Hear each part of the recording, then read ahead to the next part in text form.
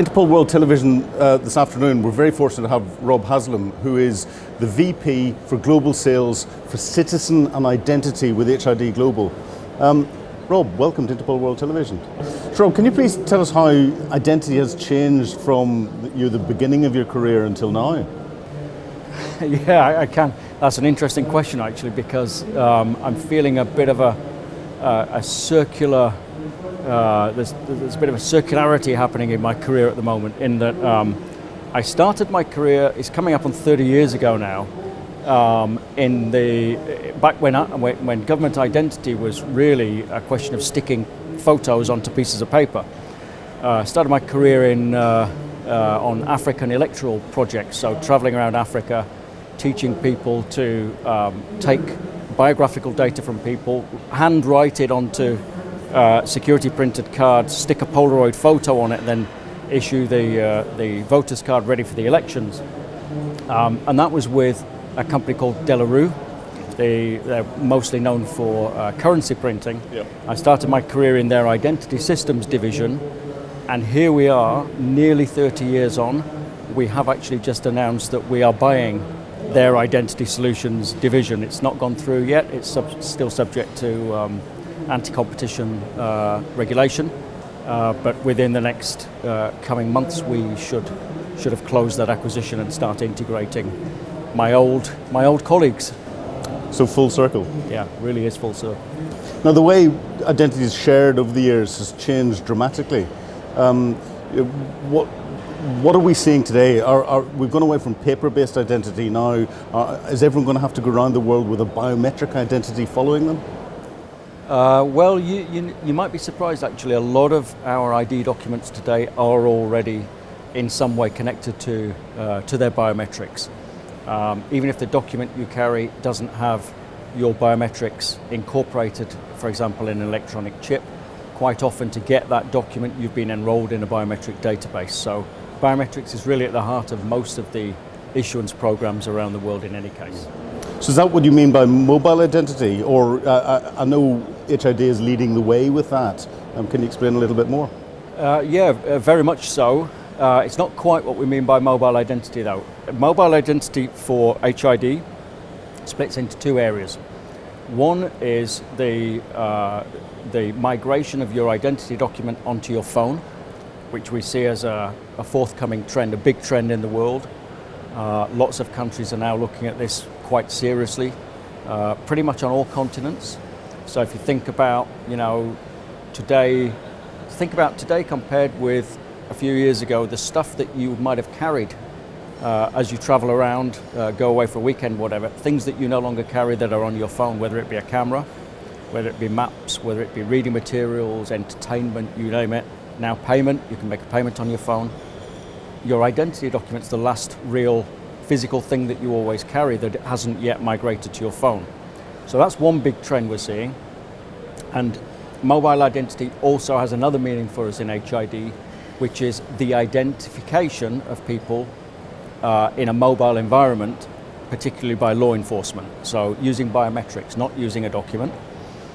We have solutions that we're deploying, for example, with the Metropolitan Police in London, also in Germany with the police there, where using a small single fingerprint device attached to a mobile phone that the police officer carries, they can do stop and search of people in the street. They can identify potential criminals with a check back on the central database using their own devices that they're carrying.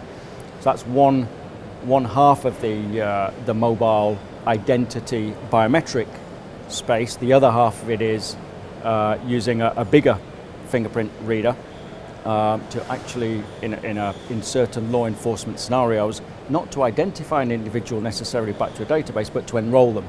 So if somebody's caught committing certain types of crime, let's say shoplifting, to apprehend the individual and then do the enrollment of their fingerprints for the criminal database at the scene of the crime.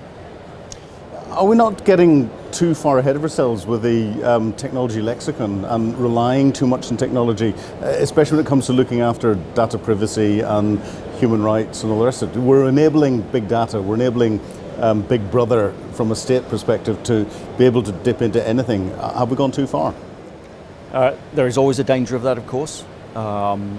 It's really for industry and for government and for, let's call them, independent bodies to make sure that we don't overstep the mark. The technology should only be an enabler for law enforcement or for civil identity. It shouldn't be overarching, and it is really a question of making sure that the policies that are put in place protect data privacy, protect individuals from the big brother state.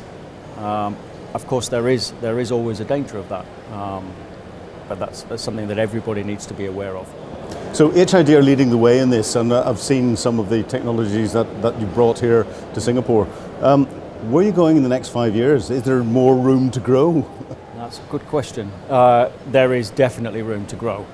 I would say there are two real themes to where we're going in the future. One is convergence. HID is all about identity, whether that be identity for access into a building, or access to your bank account, or access to government benefits, or whatever it may be. The identity and access are bound together. So we're going to see, I think, increasingly a convergence of technologies. We're divided into 6 main focus areas, but we're already seeing the blurring of the edges of those. So, for example, I deal with government identity documents. Now, as they migrate into new form factors, especially mobile, there are all sorts of other potential use cases, for example, in banking, in retail, not just in the usual, travel and identifying yourself to the police type scenarios.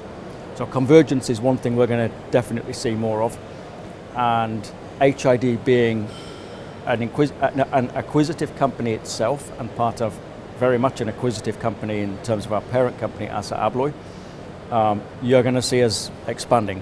As that convergence happens, we find gaps in technologies that we don't have in-house, and we are always on the lookout for potential acquisitions to fill in those gaps, to make the offering broader so that we can offer a full end-to-end solution to our customers. So if you had one key message that you could put out to the whole of the Congress that's here and those that didn't make Congress but are going to be watching the videos, what would that be? I guess it would, with HID, I guess it would be watch this space. You're going to see more of us, and you're going to see us in areas you haven't seen us in before, as these different facets of security, access, identity all start to come together. Rob, I look forward to watching the HID space. Thank you very much indeed for talking to us on Interpol World Television. It's been a pleasure. Thank you.